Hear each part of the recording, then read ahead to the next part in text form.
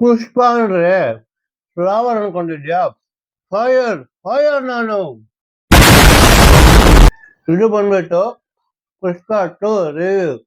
Just imagine, 5 ರಿಂದ 6 ನಿಮಿಷ ನಾನು ಇದ್ರ ಪಾನ್ಪುರಾಗೋ ಗುಟ್ಕಾನೋ ತಿನ್ಕೊಂತ ರಿವ್ಯೂ ಮಾಡ್ತಿದ್ದೀನ ಅನ್ಕೊಳ್ಳಿ. ಹೆಂಗಿರತ್ತೆ?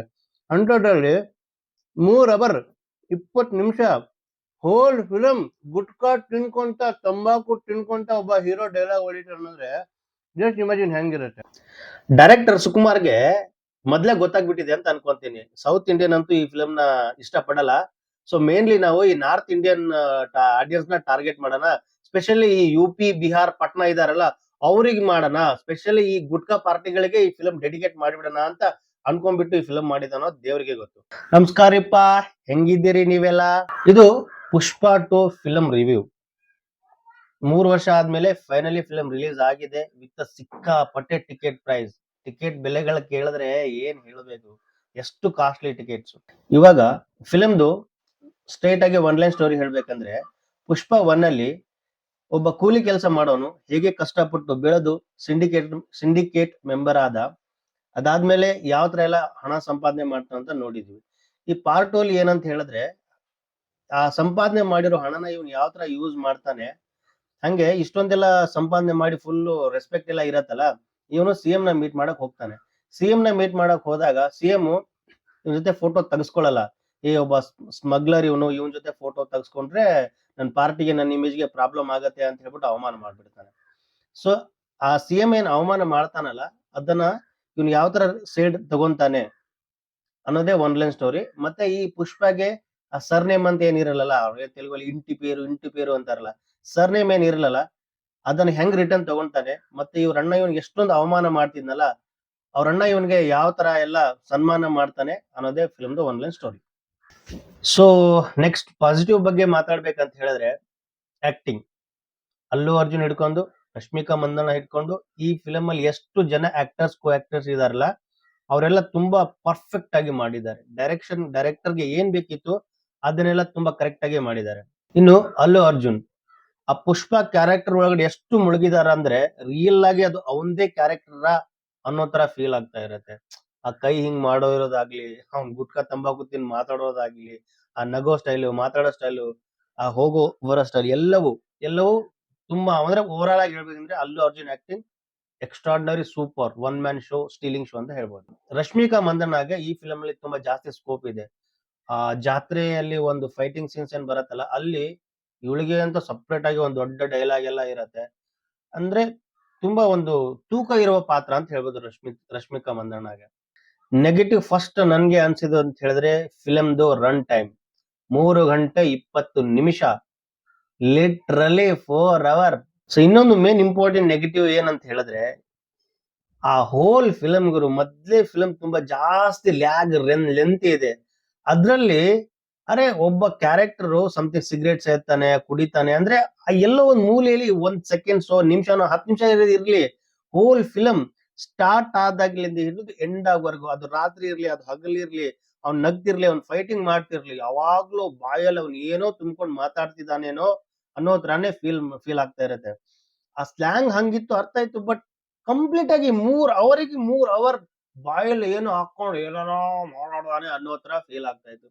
ಅದೊಂದು, ಅದೇ ಹೇಳಿದ್ನಲ್ಲ, ಈ ನಾರ್ತ್ ಆಡಿಯನ್ಸ್ ನ ಫುಲ್ ಟಾರ್ಗೆಟ್ ಮಾಡ್ಬಿಟ್ಟು, ಅಂದ್ರೆ ಅವ್ರು ಹೆಂಗಿರ್ತಾರೆ ಅದೇ ತರ ನನ್ ಫೀಲ್ ಮಾಡ್ಸೋಣ ಅವ್ರಿಗೆ, ನಮ್ಮಲ್ಲಿ ಇವನೊಬ್ಬ ಅನ್ನೋ ತರ ಮಾಡಿಸ್ಬಿಡೋಣ ಅಂತ ಅನ್ಕೊಂಡಿದ್ರು ಏನೋ ಗೊತ್ತಿಲ್ಲ. ಸೊ ನೆಕ್ಸ್ಟ್ ನೆಗೆಟಿವ್ ಏನಂತ ಹೇಳಿದ್ರೆ, ಫಿಲಮ್ ಹೆಂಗ್ ಸ್ಟಾರ್ಟ್ ಆಯ್ತು ಹಂಗೆ ಎಂಡ್ ಆಗೋಯ್ತು. ಫಿಲಮ್ ಸ್ಟಾರ್ಟ್ ಆಗ್ತಿದಂಗೆ ಒಂದು ನದಿನೋ ಸಮುದ್ರ ಇರತ್ತೆ, ಅಲ್ಲಿ ಒಂದು ಪೋರ್ಟ್ ಇರತ್ತೆ, ಅಲ್ಲಿ ಇವನ್ನ ಕಟ್ಟಾಕಿರ್ತಾರೆ. ಕಟ್ಟಾಕ್ಬಿಟ್ಟು ಅಲ್ಲಿ ಒಂದು ಫೈಟ್ ಸೀನ್ ಆಗತ್ತೆ, ಇವನ ಸಮುದ್ರಲ್ಲಿ ಬಿದ್ದೋಗ್ತಾನೆ. ಅಲ್ಲಿಂದ ಫಿಲಮ್ ಸ್ಟಾರ್ಟ್ ಆಗ್ಬಿಡತ್ತೆ. ಅವ್ನ್ ಬಿದ್ದೋಗಿದ್ನಲ್ಲ, ಅದ್ ಏನ್ ಆಗ್ಬಿಟ್ಟ ಅಂತ ಈ ಫಿಲಮ್ ಅಲ್ಲಿ ತೋರ್ಸಿಲ್ಲ. ಇವ್ರು ಮಾಡ್ತಿರೋದ್ ನೋಡಿದ್ರೆ ಪುಷ್ಪ 3 ರಾಂಪೇಜ್ ಅದಾದ್ಮೇಲೆ ಅದೇನ್ 3, 4, 5, 6, 7 ಬರತ್ತೇನೋ ಅನ್ನೋ ತರ ನಂಗೆ ಅನಿಸ್ತಾ ಇದೆ. ಅದೊಂದಾಯ್ತಾ, ಅವ್ನ್ ಒಳಗಡೆ ಬಿದ್ನ ನೀರಲ್ಲಿ. ಅದಾದ್ಮೇಲೆ ಮುಂದೆ ಏನಾಯ್ತು, ಆ ಹೋಲ್ 3 ಗಂಟೆ 20 ನಿಮಿಷ ಇಷ್ಟು ದೊಡ್ಡ ಫಿಲಮ್ ಅಲ್ಲಿ ಚಿಕ್ಕ ರೆಫರೆನ್ಸ್ ಇಲ್ಲ. ಇಂಟರ್ವಲ್ ಬರೋಕ್ಕಿಂತ ಮೊದಲು ಸಮಥಿಂಗ್ ಬ್ಯಾಂಗ್ ಆಗಿ ಏನೋ ದೊಡ್ಡ ಫೈಟ್ ಇರುತ್ತೆ, ಹಂಗ ಏನೋ ಇರ್ಬೋದು ಅಂತ ಅನ್ಕೊಂತೀವಿ. ಬಟ್ ಇಂಟರ್ವಲ್ ಅಲ್ಲಿ ಕೂಡ ಆತರ ಏನು ಸ್ಪೆಷಲ್ ಆಗಿರಲ್ಲ, decent interval. So overall ಆಗಿ ಹೇಳ್ಬೇಕಂದ್ರೆ ಫಸ್ಟ್ ಹಾಫ್ ಡಿಸೆಂಟ್ ಆಗಿ ಸ್ಟಾರ್ಟಿಂಗ್ ಸ್ಟಾರ್ಟ್ ಆಗಿಂದ ಹಿಡಿದು 30 ಮಿನಿಟ್ಸ್ ವರ್ಗು ಹೆವಿ ಮಜವಾಗಿ ಬರ್ತಿತ್ತು, ಅನಿಸ್ತಾ ಇತ್ತು ಮುಗೀತು ಎಲ್ಲಾ ರೆಕಾರ್ಡ್ಸ್ ಗಳಂತೂ ಮುಗೀತು, ಈ ಫಿಲಮ್ ಯಾರು ಹಿಡಿಯಕ್ಕೆ ಆಗಲ್ಲ ಅಂತ ಅನಿಸ್ತಾ ಇತ್ತು. ಸ್ಟಾರ್ಟಿಂಗ್ 30 to 35 ಮಿನಿಟ್ಸ್, ಅದಾದ್ಮೇಲೆ ಇಂಟರ್ವಲ್ ವರ್ಗು ಫ್ಲಾಟ್ ಆಗಿ ಹೋಯ್ತು. ಓವರ್ ಆಲ್ ಆಗಿ ಡಿಸೆಂಟ್ ಫಸ್ಟ್ ಹಾಫ್ ಹೆಂಗೋ ಡಿಸೆಂಟ್ ಆಗಿ ಹೋಗಿದೆ.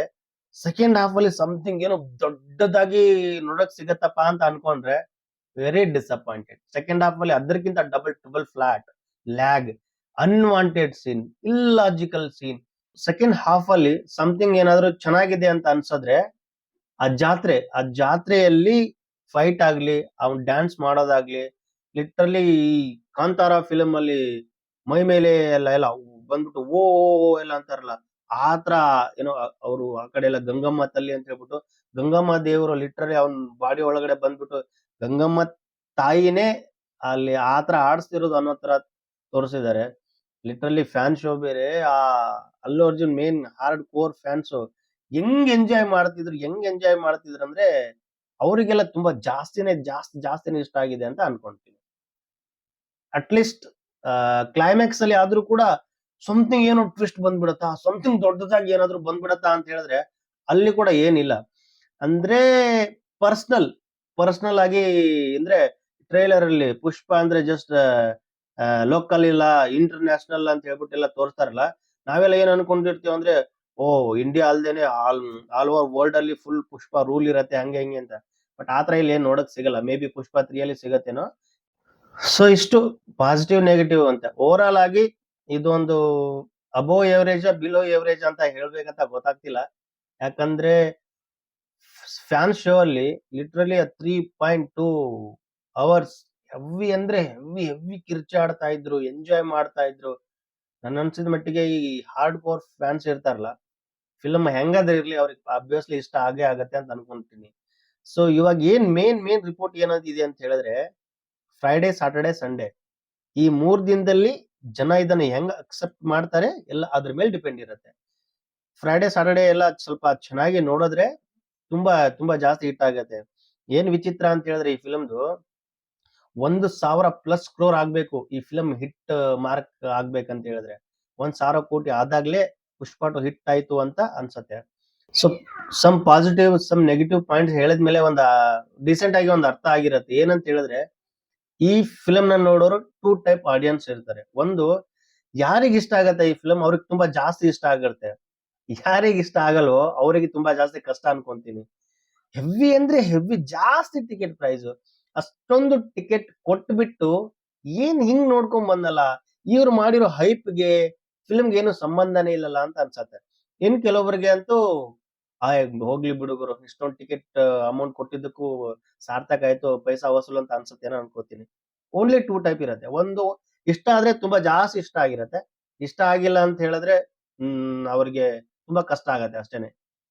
ನಮ್ಮ ಡಾಲಿ ಧನಂಜಯ್ ಅವರು ಈ ಫಿಲಮ್ ಅಲ್ಲಿ ಇಲ್ಲ ಗುರು, ಅವರು ಲಾಸ್ಟ್ ಅಲ್ಲಿ ಎಂಡ್ ಅಲ್ಲಿ ಅರೌಂಡ್ 4-5 ಸೆಕೆಂಡ್ 10 ಸೆಕೆಂಡ್ ಅಂತಾನೆ ಹಿಡ್ಕೋಬಹುದಪ್ಪ. ಇಷ್ಟೇ ಇದೆ ಅವ್ರದ್ದು.